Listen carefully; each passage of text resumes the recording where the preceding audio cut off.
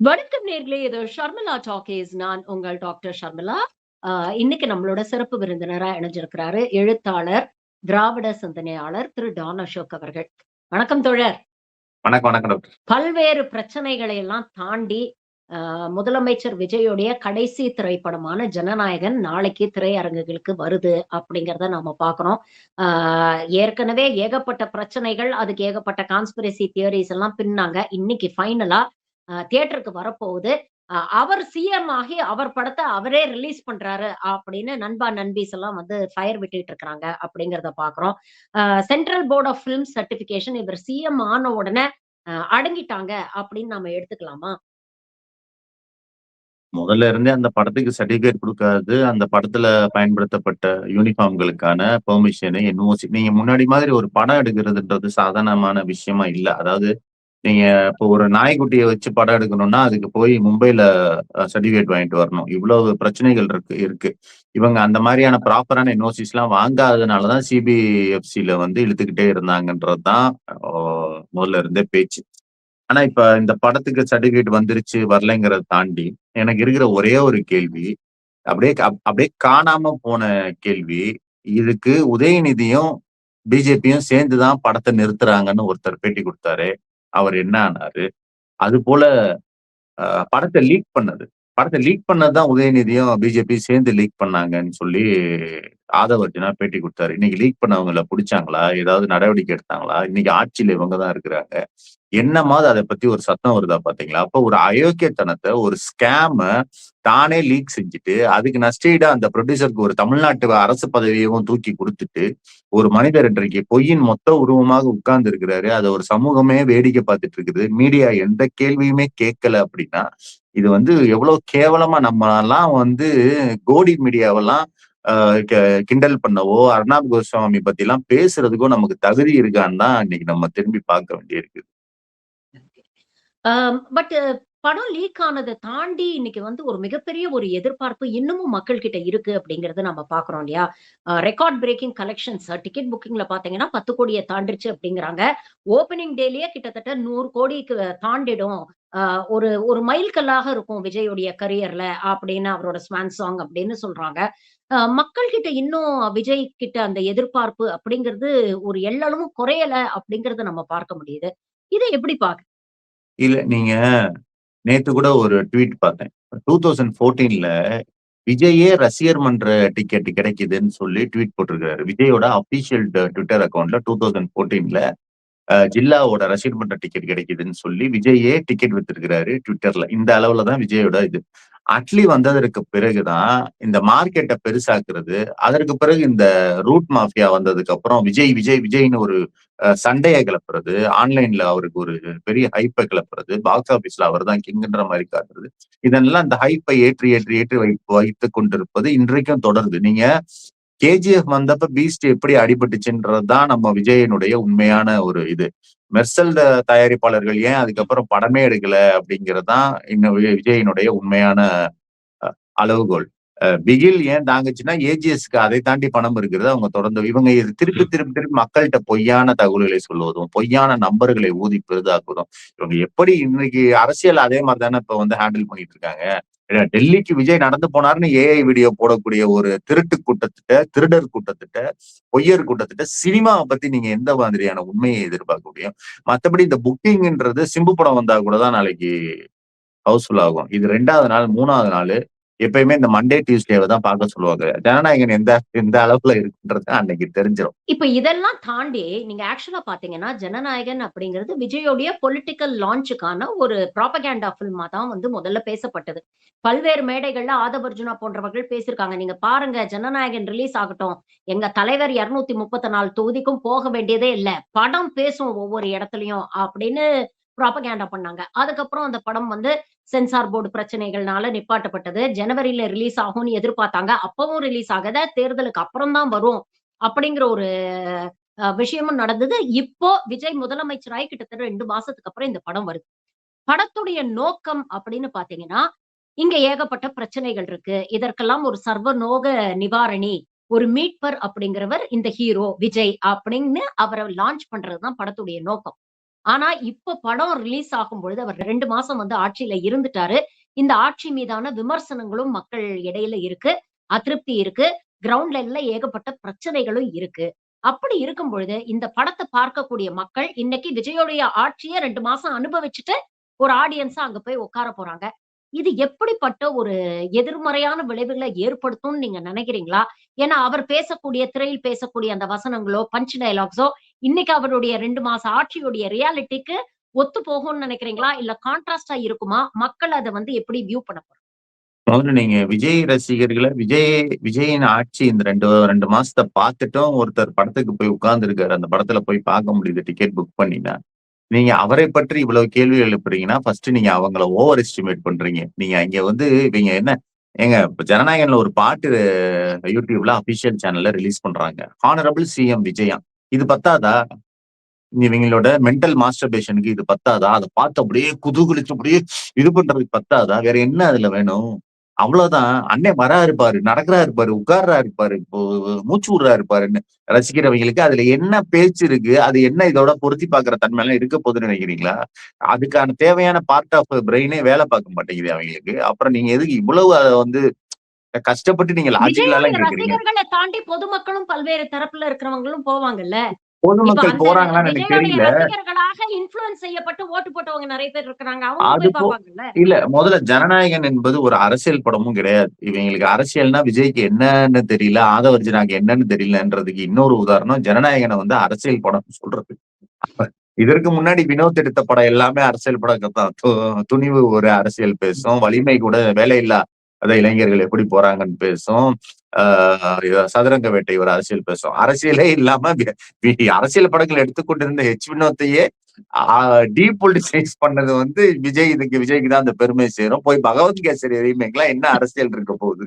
அது ஒரு அது ஒரு முழுக்க முழுக்க பொழுதுபோக்கான ஒரு காமெடியான படம். அதுவும் இவங்க நிறைய மாத்தி இருக்கிறதெல்லாம் வந்து ரொம்ப கேவலமா இருக்குன்னு அந்த படத்தை பார்த்த விஜய் ரசிகர்களே என்கிட்ட புலம்புனாங்க. ஆனா பயங்கர மோசமா இருக்குனான்னு புலம்புனானுங்க. நீங்க படம் வந்ததற்கு பிறகுதான் இதை பற்றி நம்ம திருப்பி ஒரு நாள் படத்தை பத்தி பேசலாம். பயங்கர ஜாலியா இருக்கும். இல்ல அது ஓகே ரிலீஸ் ஆயிடுச்சு. மோசமா இருக்கு. பகவந்த் கேசரி மாரி இருக்கு. அப்படிங்கிற புலம்பல்லாம் இல்ல ஒரு பகவத் பக்கம் வந்து கேசரி நம்ம நல்லா கடந்து இருக்கும். அங்கதான் தப்புன்றீங்க. பகவத் கேசரி நல்லா இருக்கும். ஏன்னா பகவத் கேசரி பாலையா இததான் நான் முன்னாடியே சொல்லியிருந்தேன். ஜுராசிக் பார்க்க டைனாசர் மட்டும் தான் நடிக்க முடியும். நீங்க ஜுராசிக் பார்க்ல டைனாசரை விட்டுட்டு நாயை வச்சு ஜுராசிக் பார்க் எடுக்க முடியுமா? அது மாதிரிதான் பாலையா படத்தை ரீமேக் பண்றது. நீங்க பாலையா வந்து பகவத் கேசரில நல்லாதான் இருக்கும். இன்னொன்னு அந்த கதையை மாத்தல. இங்க வந்து நிறைய மாத்திட்டாங்க தமிழ்ல. இல்ல அப்ப உதறி மாத்திட்டாங்க. விட்டு இப்ப லீக் மாத்திரு ஆனதுக்கு அப்புறம் நெறைய விஷயங்கள் சேர்த்திருக்கிறாங்க அப்படிங்கிற விஷயமும் ஆமா. வருது. வினோத் ஒரு இன்டர்வியூல சொல்லியிருக்கிறாரு. கடைசி 30 நிமிஷம் ரொம்ப முக்கியம் படத்துல. அத வந்து எந்த விதமான ப்ரீ கன்சீவ்ட் நோஷன்ஸோட போகாதீங்க. நீங்க தியேட்டருக்கு போய் பார்த்துட்டு அதுக்கப்புறம் முடிவுக்கு வாங்க. கடைசி 30 நிமிஷம் ரொம்ப முக்கியம். அதுவும் எண்டுல அவர் பதவி ஏத்துக்கிறது, அவர் சிஎம் ஆனது, அதுக்கப்புறம் அந்த விஷயங்கள்லாம் வேற சேர்த்திருக்கிறாங்க அப்படின்னு சொல்றாங்க. சோ நம்ம அப்படி ஒரு ப்ரீ கன்சீவ்ட் நோஷனோட போறது சரியா இருக்குமா? அந்த பாட்டு இப்ப எல்லாமே விஜயோட புரபகண்டா. அது ஜனநாயகன்னாலும் சரி, வினோத் பேட்டினாலும் சரி, ஜனநாயகன்ல சேர்க்கிறதுனாலும் சரி, நீங்க இப்ப தியேட்டர்ல போய் உட்கார்ந்தாலே நியூஸ் ரீல்ல விஜய் தான் பார்க்க வேண்டியிருக்கு. பச்சை பச்சையா பொய் சொல்லுது. தமிழ்நாடு இந்த துறையே பச்சை பச்சையா பொய் தான் சொல்லுது.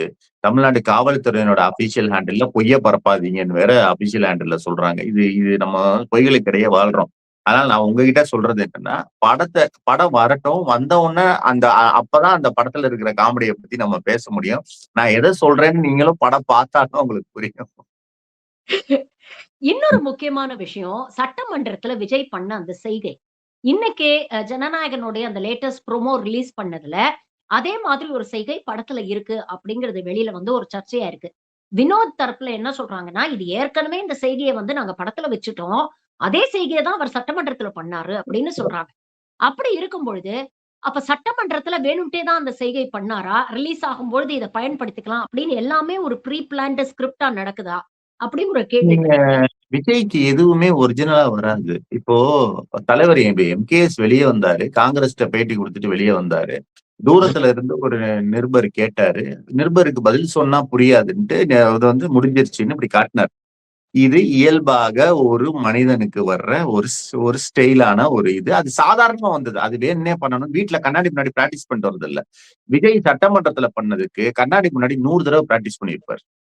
ஏன்னா இதுதான் விஜய். விஜய்னால ஸ்பான்டேனியஸா ஒரு கேள்விக்கும், ஒரு விஷயத்துக்கும் பதில் சொல்ல முடியாது. ரியாக்ட் பண்ண முடியாது.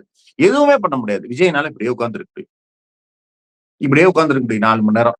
ஆனால் எதுவுமே அந்த மனிதனிடம் யாராவது சொல்லிக் கொடுக்காமல் வராது. யாராவது எழுதி கொடுக்காமல் வராது.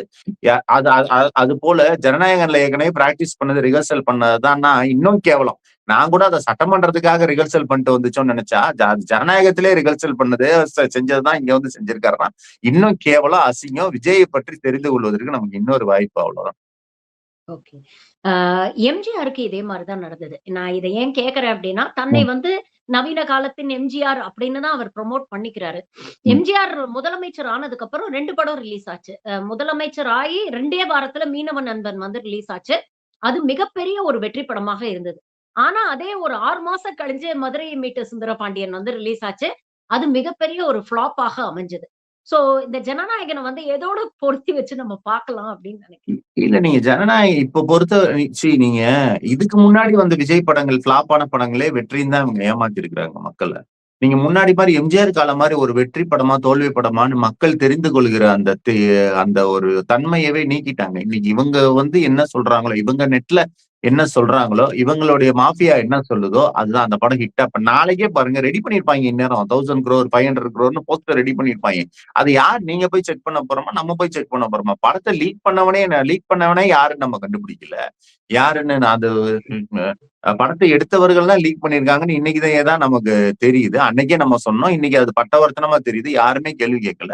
அப்ப ஜனநாயகன் ஓடாத ஜனநாயகனை ஓடுச்சுன்னு சொன்னா நீங்களும் நானும் தான் அது எப்படி ஓடி இருக்கும்னு நினைப்போம். மக்கள் என்ன நம்ப போறாங்க பாரு, 500 கோடியா 600 கோடியான்னு பேசிட்டு திரிவாங்க. அவ்வளவுதான். நீங்க இன்னைக்கு உண்மைக்கும் மக்களுக்குமான தூரத்தை கண்டபடி தள்ளி வைத்திருக்கிறது விஜயின் கட்சி, விஜயின் ஆட்சி, விஜயின் இந்த பொய் பரப்பல் மாஃபியா. நீங்க எந்த அளவுக்கு இவங்க ஒரு பொய்யர்கள்னா, ஜந்தர் மந்தருக்கு விஜய் நடந்து போனாருன்னு ஒரு ஏஐ வீடியோ ரீல் போட முடியுதுன்னா அதுக்கு எவ்வளவு திமிரும், பொய்யின் மீதான எவ்வளவு பெரிய நம்பிக்கையும், மீடியா இது எதையும் அம்பலப்படுத்தாதுன்ற ஒரு நம்பிக்கையும் இருக்கணும். யோசிச்சு பாருங்க, எவ்வளவு திமிர் இருக்கணும் பாருங்க. ஒரு பொய்யான ஏஐ வீடியோவை 2026ல டெல்லிக்கு ஒருத்தர் போனாருன்னு பொய்யா போக முடியுதுன்னா, உண்மையிலேயே ஆள் அனுப்பின திமுக போடல, உண்மையிலேயே எதிர்ப்பு குரல் கொடுத்த உதயநிதி அதை பத்தி ஒன்னும் பெருசா இது பண்ணிக்கல. அதை பற்றி வாயே திறக்காத ஒரு மனிதனுக்கு இப்படி பொய்யா போடுறாங்கன்னா, ஒரு படத்தை பத்தியான உண்மையான கலெக்ஷன் உங்களுக்கும் எனக்கும் தெரியவா போகுது. ஏன் போலன்னு நினைக்கிறேங்க ஜந்தர் மந்தருக்கு? இப்ப நீங்க பாத்தீங்கன்னா, ஒரு ஜென்சியோடைய மிகப்பெரிய ஒரு வாக்கு வங்கியை பயன்படுத்தி தான் அவர் வந்து ஆட்சிக்கு வந்திருக்கிறாரு. மேடையில நண்பா, நண்பீஸ் உங்க வீட்டுல இருக்கிற தாத்தா, பாட்டி, மாமா, மாமி எல்லார்கிட்டயும் சொல்லி எனக்கு ஓட்டு போட சொல்லுங்க. எனக்காக ஓட்டு கேளுங்க.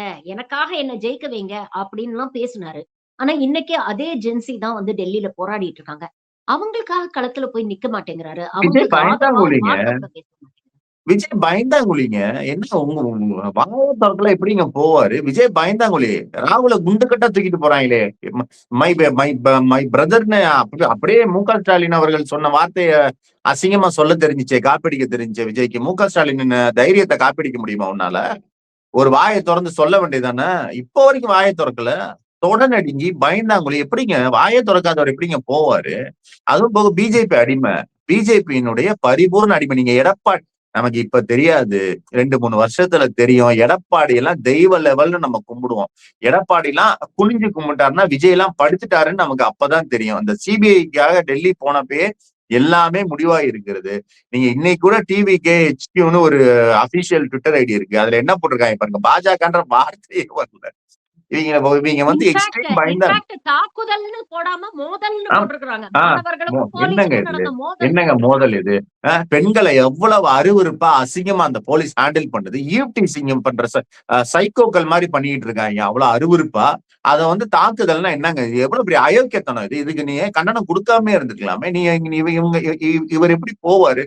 அதுவும் போக இவருக்கு வாக்களிச்சவங்க எல்லாம் என்ன நீட்டை பத்தி தெரிஞ்சு மாணவர் போராட்டம் இதுக்காக வாக்களிச்சவங்க இல்ல, அண்ணன் எப்படி இருக்காரு பாரு, அண்ணன் டான்ஸ் ஆடுறா இருப்பாருன்னு. அவங்களுக்கு என்ன கவலை? இப்ப ஜனநாயகனுக்கு ஏ சர்டிபிகேட் கொடுத்துட்டாங்களேன்னு கவலை.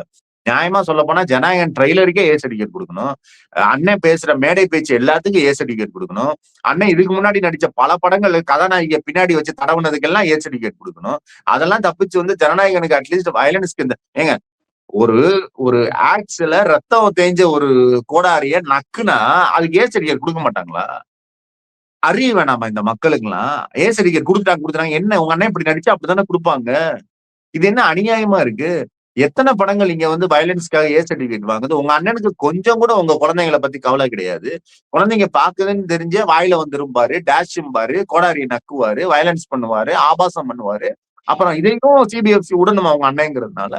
இது என்ன இந்த மக்களுக்கு இதுக்காக கவலைப்படுற இந்த மக்களுக்கு இவர் அங்க போனாரு போலன்றத பத்தியா கவலை? அண்ணனுக்கு தொப்பை போட்டுருச்சா? அண்ணன் அழகா இருக்காரா? அண்ணன் இன்னைக்கு என்ன ட்ரெஸ் போட்டிருக்காரு? அவ்வளவுதான். இத பத்தி தான் கவலை. வேற என்ன கவலை இருக்கு? ஆனா அமைச்சர்கள்லாம் வந்து ஜனநாயகனை ஒரு மிகப்பெரிய திருவிழாவா கொண்டாடணும் அப்படின்னு புஷி ஆனந்த் சொல்றாரு. விக்னேஷ் சொல்றாரு, நான் நாள் பூரா உழைச்சிட்டேன்.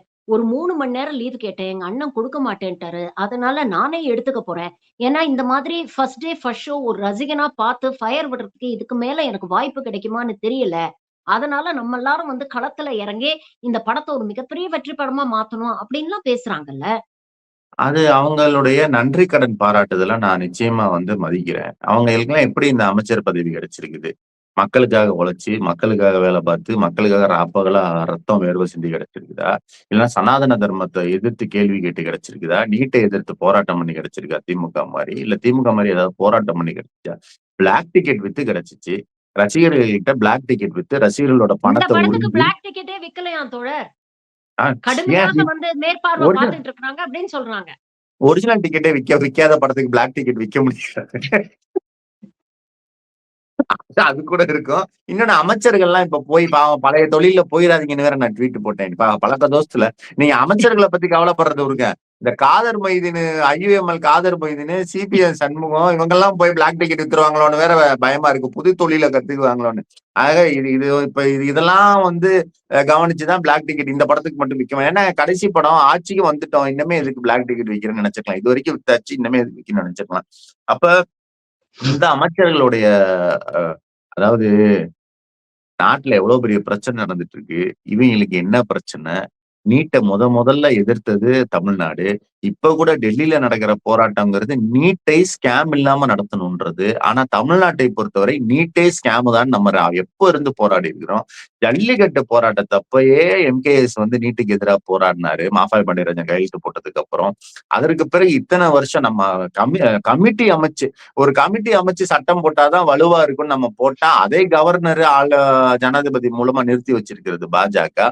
இந்தியாவிற்கே நீட் எதிர்ப்புல முன்னோடியா இருந்த தமிழ்நாடு இன்னைக்கு ஜனநாயகனுக்கு டிக்கெட் பத்தி பேசிட்டு இருக்குது. ஏ சர்டிபிகேட் கொடுத்துட்டாங்களேன்னு ஒரு லேடி எல்லாம் அழுகுது. ஆனா டெல்லியில போராட்டம் நடக்குதுன்றப்ப எவ்வளவு கேவலமா இருக்கு. இன்னைக்கு எம்கேஎஸ் இன்னைக்கு காலையில இன்னைக்கு நான் இந்த பேட்டி கொடுக்கும் பொழுது காலையில ஒரு பதிவு கொடுத்திருக்கிறாரு. நீட் எதிர்ப்பு என்பது இந்தியா ஃபுல்லா பரவணும், நீட் ஒழிப்பு தான் நிரந்தர தீர்வுன்னு மறுபடியும் சொல்லியிருக்கிறாரு. இதே குரலை அவர் சிஎம் ஆக இருந்து இப்ப சிஎம் இருந்து இதை சொல்லியிருந்தாரு, டெல்லிக்கு போயிருந்தாரு, வச்சிருந்தாருன்னா எவ்வளவு பெரிய விஷயமாக மாறி இருக்கும். எவ்வளவு பெரிய ஒரு விஷயத்தை ராகுல் காந்தி தவற இன்னைக்கு போய் ராகுல் காந்தி பிஎம் வாசல்ல உட்கார்ந்து இருக்காங்களே, விஜய் எங்க? கொள்கை எதிரி வாசல்ல தானே உங்களுடைய கூட்டாளி உட்கார்ந்து இருக்காங்க. விஜய் போய் உட்கார்ல. ஏன் புஷி ஆனந்த் அனுப்பலாமே, ஆதவர்ஜுனாவை அனுப்பலாமே? ஏன் பயமா? கரூர் கேஸ்ல உள்ள போட்டுருவாங்கன்னு. இவ்வளவுதான். நீங்க எத்தனை அமைச்சர்களை மேல கேஸ் போட்டுச்சு பிஜேபி. இன்று வரைக்கும் பிஜேபி எதிர்ப்பதையோ பிஜேபியின் பாசிசத்தை எதிர்ப்பதையோ திமுக குறைத்து இருக்கிறதா?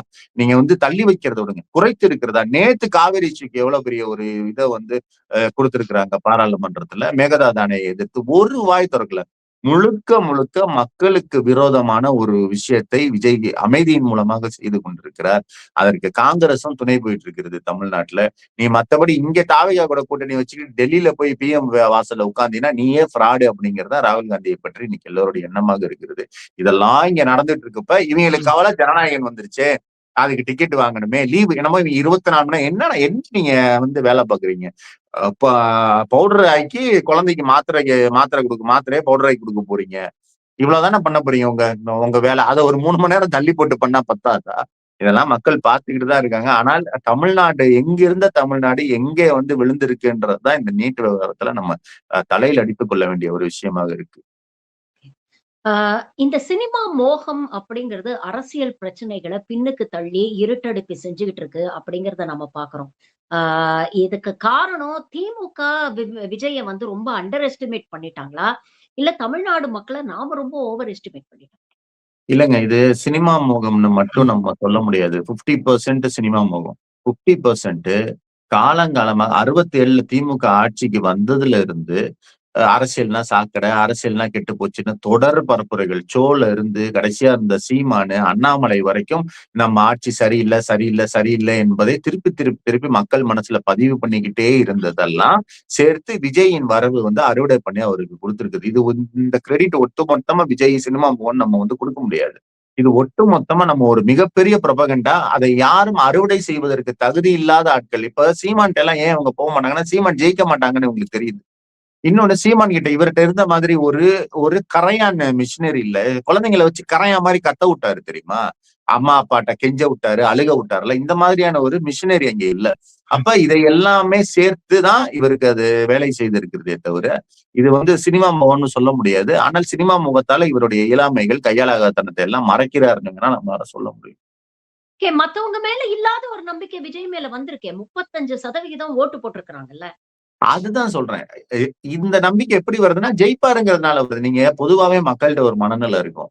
நீங்க சீமான் ஜெயிக்க மாட்டாருன்னு தெரியும். அப்ப சீமானுக்கு போடுற ஓட்டு வேஸ்ட். விஜய் வந்து இப்ப இந்த இந்த பசங்க ஒவ்வொரு வீட்லயும் ஒரு ஒரு பையன் இருந்திருக்கான், ஒரு பொண்ணு இருந்திருக்குது. அவர் திருப்பி திருப்பி ஒவ்வொரு வீட்லயும் விஜய், விஜய் இருக்காருன்னு சொன்னது என்னன்னா இதுதான்.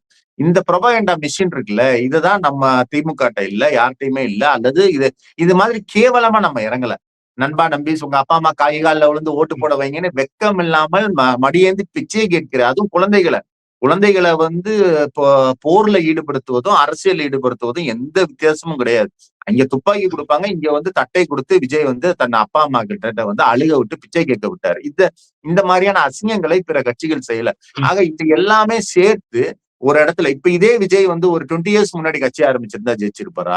இல்ல இன்னும் ஒரு 10 வருஷம் கழிச்சு கட்சி ஆரம்பிச்சிருந்தா ஜெயிச்சிருப்பாரா? விஜய்க்கு பதிலா இப்ப வேற யாராவது கட்சி ஆரம்பிச்சிருந்தா ஜெயிச்சிருப்பாங்களான்றதெல்லாம் நம்ம வந்து தியரிகளா தான் அனலைஸ் பண்ண வேண்டியிருக்குது. ஆனா திருப்பி, திருப்பி, திருப்பி ஏதோ ஒரு மிகப்பெரிய அலை இல்ல இது. இது 108 சீட்டுங்கிறத நம்ம மீண்டும், மீண்டும், மீண்டும், மீண்டும் நமக்கு நாமே நினைவுபடுத்திக் கொள்ள வேண்டிய ஒரு அவசியமும் இருக்கிறது.